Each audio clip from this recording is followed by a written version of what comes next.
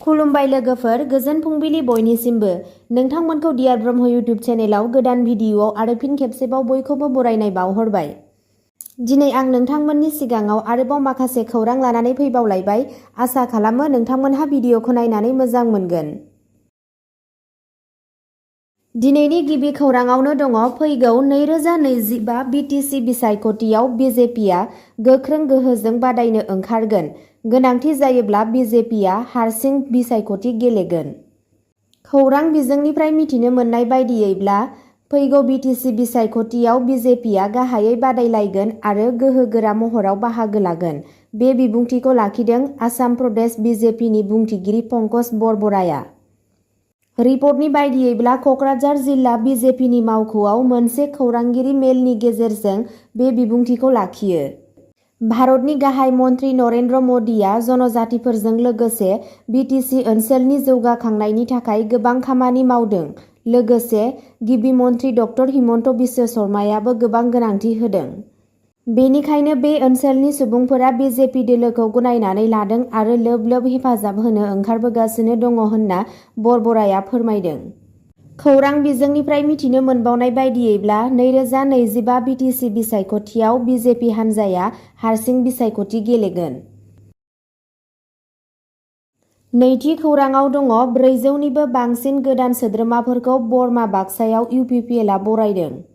मोनसे मख'जाथाव राजखान्थियारि बिथिङाव UPPL दोलोआ GSP दोलो आरो BPF दोलोनिफ्राय सा 400निबो बांसिन गोदान सोद्रोमाफोरखौ बरमा बाक्सायाव मोनसे जयनिं हाबाफारियाव बरायदों। गोदान सोद्रोमाफोरा ओनसोलाव पार्टीनि गोहोखौ बांहोनाय UPPLनि गोजोन आरो दावगानायनि नोजोरनि फारसे गोसो बोनो हादोंमोन। UPPLआ थांनाय 3 बोसोरनिफ्राय बिटिआरनि जौगानायनि थाखाय खामानि मावगासिनो दं। बे हाबाफारियाव केबिनेट मन्त्रि उरखावगोरा ब्रह्म आरो बड'लेण्ड टेरिटरियेल काउन्सिल लेजिस्लेटिभ एसेमब्लिनि बुंथिगिरि खाथिराम बर'जों लोगोसे मुंदांखा दैदेनगिरिफोरा बाहागो लादोंमोन। रायजो राजाफोरनि मददजों UPPL दोलोआ बिटिआर ओनसोलखौ जौगाहोनो थाखाय नाजाबाय थागोन होनना खोथा होदों। थामथि खौराङाव दङ UPPLआ BPF आरो राभा हारिनि 60 गोदान सोद्रोमाफोरखौ बरायदों। इउनाइटेड पिपल्स पार्टी लिबारेल UPPLआ देबरगाव बियाबनि सिङाव थानाय बड'लेण्ड पिपल्स फ्रन्ट BPF आरो राभा हारिनि 60 गोदान सोद्रोमाफोरखौ बरायदों। गोदान सोद्रोमाफोरा ओनसोलाव दावगानाय आरो जौगानायनि दोलोनि नोजोरखौ मदद होनानै UPPL नखराव हाबफैदों। UPPLआ बिथांमोनखौ ज' जानानै गोदान गोजोननाय मोनदों आरो हारिनि थाखाय मोजां सोलायनाय लाबोनो आरो हारिनि थाखाय मोनसे गोजों इयुन दाफुंनो थाखाय जयै खामानि मावनो आसा खालामदों होनना खौराङाव मिथिनो मोननाय जादों। ब्रैथि खौराङाव दङ दिनै आसामनि गोदोमिन बिगियान बिफाननि 3 मावख'गिरिफोरा कर्मश्री बान्था मोनगोन। आसाम गोदोमिन बिगियाननि मावख'गिरिफोरा कर्मश्री बान्था 2023निफ्राय 24 मोनगोन। दिनै आसाम सरकारनि गोजाम बिगियान बिथोनगिरिनि 3 मावख'गिरिफोरखौ बिथांमोननि साबसिन बिहोमानि थाखाय मानगोनां कर्मश्री बान्था 2023निफ्राय 24 जों मान बावनाय जागोन। सामलायगिरि डक्टर दिपिरेखा कौली, लेङाइ सामलायगिरि डक्टर नबजित देउरि आरो लेङाइ सामलायगिरि डक्टर साबिना हासानआ दिनै 5 आगस्तखालि श्रीमन्त शंकरदेव कलाक्षेत्रआव बान्थाखौ मोनगोन। गोजौ सोलोंथाइ बिफाननि नेहाथारि नारायण कनवारखौबो बे बान्थाखौ मान होनाय जागोन। कर्मश्री बान्थाया रायजोआरि खुंथायाव सोमोनांथाव मोनफुंनायफोरखौ गनायथि होयो आरो बे बोसोरनि मोनगिरिफोरा गावसोरनि खामानिनि फारसे मख'जाथाव बाउसोमनायखौ दिन्थिदों।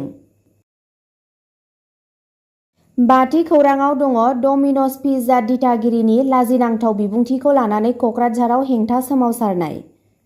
मैया दुलाराय बर' फरायसा आफाद एबसु, बर' माहारियारि फरायसा आफाद बनसु आरो दुलाराय आसाम ट्राइबेल आफादनि गोबां सोमावसारगिरिफोरा डमिन'ज पिज्जानि सामलायगिरि प्रितम दे रयनि बेरेखायै गावनि हेफाजाबगिरिफोरनि सायाव लाजिनांथाव बिबुंथि होनायनि हेंथायै हानजा सुरदों।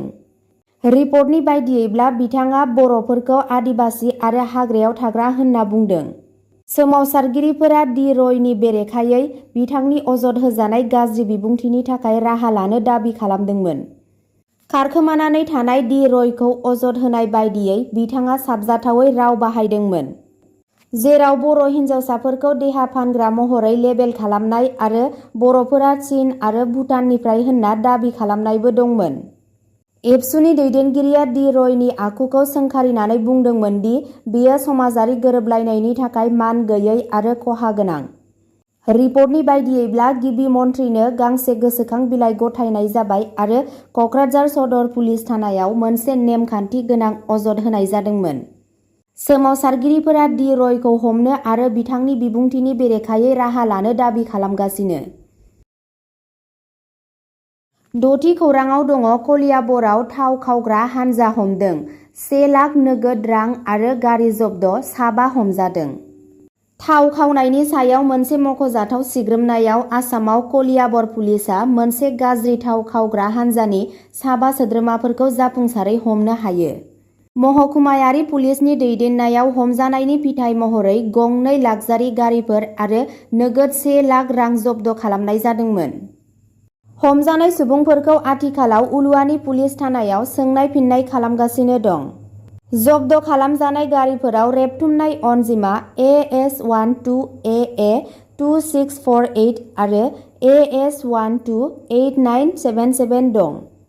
हमजानाय दायनिगिरिफोरखौ तेजपुर कचारी फार्मनि आलम आली, बाग्रिनि जमालुद्दिन, सामगुरि कालिहामारिनि इब्राहिम आली, तेजपुर भमरागुरिनि आब्दुल कलिल आरो बाग्रि हरमतिनि ताहेर आली होनना सिनायथि होदों। नायबिजिरनाया सोलिगासिनो दं। 7थि खौराङाव दङ आब्रुथि बेरेखा खामानिनि थाखाय जरहाट बिजेपि दैदेनगिरिखौ सासपेन्ड खालामदों। जरहाटनि मनज कुमार महन्तखौ गोख्रैनो गोहोम गोग्लैनानै भारतीय जनता पार्टी (BJP)निफ्राय होखारथ'नाय जादों। बे दोनथ'नायखौ बिजेपि आसाम प्रदेशनि रायजोआरि आफादगिरि भबेश कलिताया 3 आगस्ट 2024 मायथाइयाव बिथोन होदोंमोन। बे दोनथ'नाया महन्तनि बेरेखायै गोब्राब दाय होजानायनि उनाव जायनि सायाव दोलोनि आब्रुथिखौ सिफायनाय आरो दोरोङारि आरो समाजारि मोन्नैबो बिजोङाव बिजेपिनि सावगारियाव गाज्रि गोहोम खोख्लैनायनि दाय दं होनना खौराङाव मिथिनो मोननाय जादों। 8थि खौराङाव दङ मध्य प्रदेशनि सागरआव 50 बोसोर गोजाम मन्दिरनि इन्जुर गोग्लैनायाव सा-9 सुबुंनि जिउ खहा, गोबां जोखोम। मध्य प्रदेशनि सागर जिल्लायाव 4 आगस्तखालि गंसे थानसालिनि इन्जुर गोग्लैनायाव सा-9 गथ'साफोरनि जिउ खहा जायो आरो गोबां सुबुंफोरा जोखोम जायो। मध्य प्रदेशनि शाहपुराव गोबां अखा हानायनि गेजेराव हरदयाल थानसालिनि इन्जुरा बायदोंमोन। रिपर्टनि बायदियैब्ला थानसालिनि इन्जुरा 50 बोसोर गोजाममोन। गिबि मन्थ्रि महन यादवआ बे जाथायाव दुखु फोरमायो आरो खहा जानांनाय नखरफोरनो साफ्रोमनोबो 2 लाख रांनि राङारि अनसुंथाइ फोसावो। 9थि खौराङाव दङ काथिगारायाव BSF आरो पुलिसआ फेग्रा टेब्लेट जब्द खालामदों, सासेखौ हमदों। आसाम पुलिसआ एन्टि नारकटिक्स अपारेशनाव 6 कौटि रांनि 20,000 याबा टेब्लेटफोर जब्द खालामदों। ड्राग्सनि बेरेखायै मोनसे गेदेर सिग्रोमनायाव काछार पुलिसआ काथिगरायाव फेग्रा मुवानि बेरेखा अपारेशनाव 6 कौटि रांनि 20,000 YABA टेब्लेट जब्द खालामो। टेब्लेटफोरखौ नसुंसेनि रायजोनिफ्राय लांनाय जादोंमोन जेब्ला पुलिसआ बेफोरखौ होबथादोंमोन। सासे सुबुंखौ हमनाय जादों आरो सिखाव फालांगिजों सोमोन्दो थानाय गंसे गारि जब्द खालामनाय जादों। फेग्रा मुवा फालांगिखौ होबथानो थाखाय आसाम पुलिसनि नाजानायनि फिथाइया सोलिगासिनो दं। अब्ला दिनैनि खौराङा एसेनोसै। नोंथांमोनहा बेबादिनो सानफ्रोमबोनि गोदान खौरां मिथिनो थाखाय चेनेलखौ साबस्क्राइब खालामनानै लादो आरो भिडिअखौ नायनानै मोजां मोनदोंब्ला अन्नानै लाइक, शेयार आरो कमेन्टबो खालामनानै होदो।